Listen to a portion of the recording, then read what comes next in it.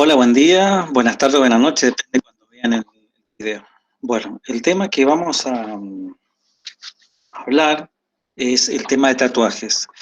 Este tema se realizó por una investigación por expertos en la temática y es a los efectos de la información, lo proactivo, nada más.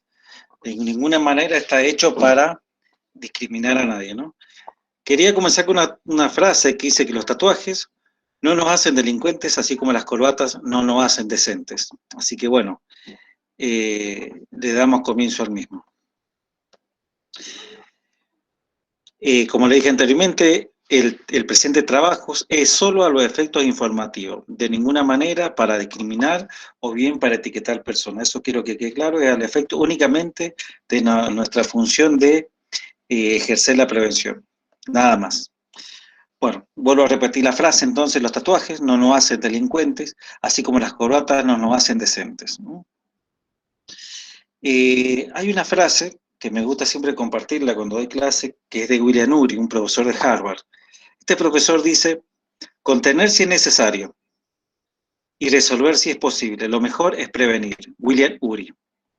Es una frase muy importante que hace a la prevención, y a mí me gusta desglosarla, escudriñarla, para ver qué nos dice, ¿no?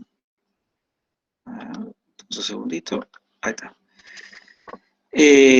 Contener si es necesario significa que ya sucedió el hecho dañoso, ¿no?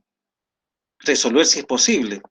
Esto significa que hay que realizar las actuaciones correspondientes, brindar apoyo a la víctima, recuperar el bien sustraído en lo posible, y bueno, todo aquello que se puede hacer después que pasó el hecho. Pero dice finalmente lo mejor es prevenir, tratar que el hecho dañoso no suceda, es decir, hay que tratar de ser proactivo. Como le dije anteriormente, el hacer curso es ser proactivo, ¿no? Lo preventivo, ¿qué es? En otros videos lo hemos hablado. Todo fenómeno tiene un antes, un durante y un después. Bueno, ese antes es la prevención, a lo que tenemos que focalizar siempre, es nuestra función primordial. Hay dos conceptos básicos en seguridad, como ustedes ya lo vieron en la parte de prevención, que es la prevención y la vigilancia. Lo proactivo, como lo dije antes, y lo preventivo. Proactivo, entender, estudiar la problemática interdisciplinariamente, es decir, por medio de varias materias o temáticas que hacen a la seguridad. Y lo preventivo, prepararse con anticipación para evitar simplemente que el hecho suceda. La prevención, tenemos un lenguaje no verbal que ofrece la persona que nosotros observamos y el lenguaje propiamente dicho, ¿no? de su vocabulario. El lenguaje no verbal es el movimiento corporal, el tatuaje carcelario, y el lenguaje se refleja pautas sobre la personalidad de la persona. Hay muchos que sostienen que el vocabulario de una persona, de alguna manera, es el vestido de sus pensamientos. Sea una o la otra, no hay que juzgar al libro por la portada, ¿no? No tenemos que juzgar a la persona por su manera de vestir, por su situación económica, porque sí forma de hablar o lo que sea, porque sencillamente estaríamos bajo un acto discriminatorio. Bueno, el lenguaje no verbal es una persona que muestra, por ejemplo, incoordinación de palabras, de movimiento. Puede, por ejemplo, sin pronunciar una palabra, que la persona está bajo el efecto de alcohol o estupefaciente. Y el lenguaje propiamente dicho puede ser un lenguaje agresivo, puede ser un agresivo verbal, o levantar el tono de voz. Sea uno o lo otro, enciende una luz de alarma para que ejercemos una prevención adecuada. En todos los casos, recordemos, no hay que discriminar nunca. Entonces, el tema que vamos a hablar lo podríamos titular como el prontuario en la piel. ¿Qué es un prontuario? Son los antecedentes que tiene la persona. De alguna manera, una persona que tiene un tatuaje, como ya vamos a ver ahora, es muy probable que estuvo detenido, que haya estado detenido en entidad carcelaria. Y es muy probable que haya tenido una jerarquía interna.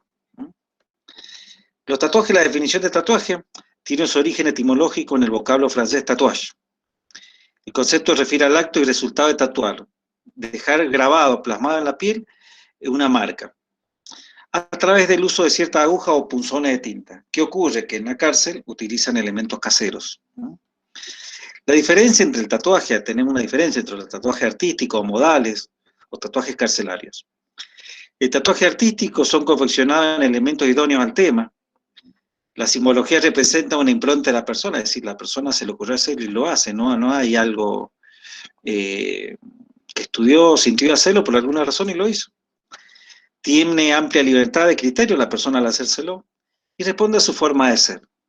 Y los tatuajes carcelarios, en cambio, son confeccionados con elementos caseros, por eso que no son tan finos o son más, no tan detallistas, ¿no? Y estos tatuajes carcelarios, la simbología representa un vocabulario carcelario, es una carta de presentación que él tiene o bien ha tenido una privación de su libertad por haber cumplido una pena, y responde a un delito en particular. Entonces, como pueden ver ustedes, tenemos una diferencia entre los tatuajes artísticos, los tatuajes modales que usa cualquier persona, y los tatuajes carcelarios. Hay un concepto que debemos conocer que es la reincidencia y la reiterancia. La reincidencia es la persona que estuvo detenido y cumplió una condena, es decir, que si tiene ese tatuaje probablemente estuvo en una unidad carcelaria, como decíamos antes. Y la reiterancia es una persona que tiene causa abierta, no juzgada. En este último caso, si no ha estado detenido, es probable que no tenga estos tatuajes carcelarios. Sí, así, no es el caso de la persona que presenta reincidencia, que sí puede tener eh, un pasado carcelario. Y esto nos muestra mucho sobre la persona, ¿no? Y el tatuaje carcelario responde a un delito en particular, decía, al robo, al hurto, al homicidio. Recordemos que el Código Penal define al robo como es el apoderamiento ilegítimo con fuerza, violencia y las cosas, ¿no? Y el hurto, a diferencia del robo, es sin fuerza, sin violencia y las cosas. Es el apoderamiento, pero sin fuerza y sin violencia y las cosas. Ambas figuras tienen su atenuante y su agravante. Es muy en términos generales, ustedes lo vieron del derecho. Y el homicidio es el matamiento de una persona. Es decir, que el tatuaje carcelario habla de estos tres delitos en particular. Fíjense que una persona, por ejemplo, por estafas, difícilmente se haga un tatuaje. Es lo que dicen las estadísticas, ¿no? No está a un 100% cierto, pero bueno, son indicios. Las estadísticas lamentables dicen que de 100 delitos denunciados, si judicializa, de 100 delitos que son denunciados, una persona va presa. Así que imagínense si esa persona estuvo presa es por algo. Y los reincidentes, conforme a la estadística, hay un alto porcentaje de personas que lamentablemente estuvieron presas y vuelven a delinquir. Fíjense cuánto nos puede decir un simple tatuaje sobre el pasado de la persona. Cuando una persona va a buscar trabajo, le pide un currículum. Bueno, esto sería algo así como el prontuario en la piel de la persona. Estos tatuajes carcelarios constituyen el lenguaje que le confiere identidad a los internos. Imprime de alguna manera en un preso parte de su historia, delata su perfil y configura un rango dentro de la organización. Fíjese cuántos nos dice un simple tatuaje. Las marcas en la piel de un reo resultan de utilidad para los policías, para el vigilador, para el preventor, porque hacen referencia sobre el paso del sospechoso por alguna unidad penitenciaria en la República Argentina. Y como le decía, son útiles para el policía, para el preventor, para el vigilador, saber interpretar el significado cuando está en la calle. Esto puede ser empleado de alguna manera para la prevención o lo preventivo, y puede impedir de así agresión, impedir una situación de bajo o mediano riesgo, o que se convierta en alto riesgo, ¿no? Porque de alguna manera habla de la personalidad de esa persona, y expresa el aspecto como su peligrosidad o su posición ante el uniformado. Si se puede realizar una lectura de los tatuajes y hacer una diferenciación entre el tatuaje artístico y el tatuaje tumbero, el vigilador, el preventor, el policía, puede, por ejemplo, realizar una requisa o una seguridad más tranquila. El tatuaje artístico y el tumbero. Existe diferencia notable entre el tatuaje artístico y uno tumbero. El primero se lleva sobre la piel y es realizado en las cárceles, se encuentra bajo la piel. El que es realizado en la cárcel se encuentra bajo la piel porque es realizado con elementos caseros, con lo que tenía ese lugar. Entonces, por lo tanto, pasa la dermis, la primera capa, y son muy difíciles de sacar. En cambio, los tatuajes modales son realizados con elementos propios para tal fin, y pueden sacarse el día de mañana, y tiene una mejor textura, hasta colores, ¿no es cierto? Vamos a ver ahora que dentro de esta distinción que tenemos entre en los tatuajes carcelarios también hay una distinción, como le decía. Tenemos tatuajes que marcan jerarquías y tatuajes que reflejan otras distinciones. Tienen jerarquía estos tatuajes en la cárcel. Marcan una relación de mando de obediencia, miedo, temor, relación piramidal. En tanto y en cuanto a los tatuajes, hay otras distinciones de tatuajes que representan las figuras, están solo asociadas a mensajes prácticas o son solamente decorativas, hasta con una cuota morbosa quizás. Por ejemplo, cuando una persona ve un uniformado en la calle, ve jerarquías. Esa jerarquía marca su posición dentro de una estructura piramidal. Bueno, precisamente el tatuaje carcelario es esto, marca una jerarquía dentro de una estructura piramidal carcelaria. Hay 4 diferencias que resaltan la jerarquía o grado alcanzado en un pabellón. O teniendo reglas que no están escritas, que se transmiten oralmente, y donde lo que hace la diferencia entre una jerarquía y otra es la agresividad. Las 4 jerarquías dentro de la penitenciaría, de una penitenciaría, conforme el estudio esté realizado, son, fíjense que hay una pirámide. La pirámide marca de mayor mando, está arriba, en la cúspide de la pirámide, ¿no? San la muerte, después tenemos la cabeza león, tercer lugar el escorpión, cuarto lugar la víbora. Esta jerarquía intramuros son señaladas a través de los tatuajes y son respetadas en la población carcelaria, ¿no? El primero, San la muerte, el máximo nivel alcanzado por un intento en la cárcel. O sea que de repente, si estás en un objetivo y ves este tatuaje, es muy probable que esa persona, sin pronunciar una palabra, te esté diciendo que estuvo en la cárcel y que tuvo la primera jerarquía en esa unidad penitenciaria. Obviamente son los menos, porque la pirámide, recordemos, la base es grande y se va de alguna manera achicando en la cúspide, ¿no? Esta figura de San la Muerte comúnmente se encuentra ubicada en el brazo izquierdo. Se trata de un dibujo con un esqueleto cubierto por una túnica con una guadaña.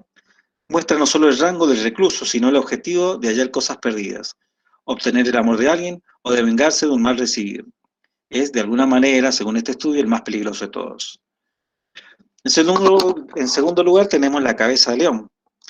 Representa al jefe, simboliza, representa la ferocidad, puede estar en el pecho o bien los brazos indistintamente. En el mundo no carcelero es un símbolo de carácter noble y poderosa personalidad, ¿no? Representa autoridad, liderazgo, integridad, potencia, fuerza, victoria, estado de alerta, sabiduría, intelecto, justicia, ¿no? Esta es la segunda jerarquía dentro de la cárcel. Después tenemos el escorpión. Se ubica en el brazo, en los brazos, en el pecho, las manos o piernas. Esta categoría está en el grueso de la población carcelaria, esta es la tercera jerarquía, en cuanto al significado. Todos los escorpiones son venenosos, por lo que la imagen advierte a posibles rivales. Y fíjese que este tatuaje puede estar en la pierna, porque dice que esta persona que se lo hace es traicionera, de alguna manera para no reflejar la traición, ¿no? En la mayoría de los casos, los tatuajes de escorpiones son considerados poderosos amuletos y talismanes. El número 4, la víbora. Representa el más bajo nivel dentro de la prisión y se trata de una cobra enroscada en su cola y con la cabeza hacia arriba. Muestra el odio hacia el uniformado y hacia el buchón. Si tiene lengua bífida, anuncia la destreza con el manejo de arma blanca de quien la porta, ¿no? Una cobra enroscada sobre la cola y con la cabeza hacia arriba, como ven ahí en el dibujo, ese es el dibujo de la cuarta jerarquía en la cárcel. Después tenemos otras distinciones, como la espada, es un sinónimo de justicia, del odio hacia el policía o al buchón. Tenemos también la telaraña, que se hace una telaraña, quiere representar que se ha fugado de una entidad carcelaria. Otras distinciones, por ejemplo, son los alambres de púas. Estos son atemporales. Se trata simplemente de un tatuaje decorativo. Haciendo investigaciones dice que puede representar lo que sería la espina de Cristo, y representa a aquella persona que aparentemente se ha convertido a una religión y no quiere decirlo a sus pares carcelarios por miedo a represalias. Después tenemos también los 5 puntos. Si está en la mano izquierda, este diseño representa al ladrón rodeado por 4 policías. Y si está en la mano derecha, muestran el odio de 4 delincuentes hacia un policía al quedar acorralado. Sea uno, sea la otra, bueno, también es un tatuaje carcelario. Entonces, un poco haciendo una síntesis de todo lo que he hablado, saber esto es lo proactivo, y como dije, no es para etiquetar a las personas, sino simplemente a los efectos informativos. La seguridad se vale mucho de estos efectos informativos. Saber esto es lo proactivo, ¿no? San la muerte es el primer tatuaje. Segundo tenemos la cabeza de león. Tercero el escorpión. Y el número 5, la cobra.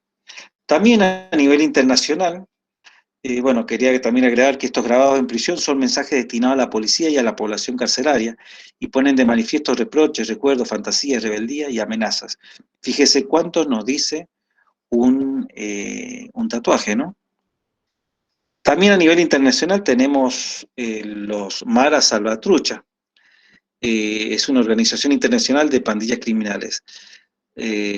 No las tenemos presentes en nuestra provincia, pero sí, bueno, es propicio darlos en otro tema. Bueno, como le dije anteriormente, cualquier duda que tenga, no dejen de preguntar y bueno, a su disposición.